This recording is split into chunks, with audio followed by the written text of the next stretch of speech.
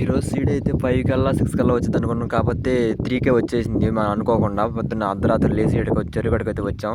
మా బాబాయి, మా అన్నయ్య, నేనైతే ఎన్ని దించుతున్నాం. రేపుల పోయేటకైతే మా అమ్మ వచ్చింది. నేను వదలట్లేదు ఈసారి.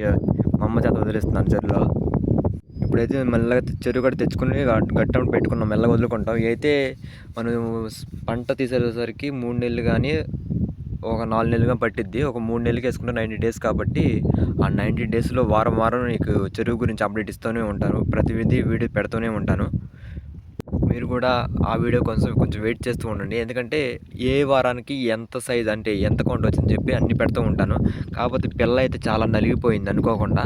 అంటే ప్యాకెట్‌కొచ్చి ఒక 1300 గాని 1200 కొట్టాలి. కాకపోతే ఆళ్ళు ఏం చేశారంటే ప్యాకెట్‌కొచ్చి 1700 కొట్టారు. బాగా నలిగిపోయింది. అది కాడ సన్నమైతే బాగానే ఉండేది. చాలా గైరుందండి ఇది. అందుకే చాలా కుట్టబడిపోతుంది. చాలా దూరం వచ్చింది కాబట్టి చాలా నలిగిపోయింది. చాలా వరకు చాలా సగం కూడా ఉండదా అనిపిస్తుంది అసల. చూడండి ఎన్ని చచ్చిపోయినాయి. ఒక 500 పైనే ఉంటాయి ఇయి.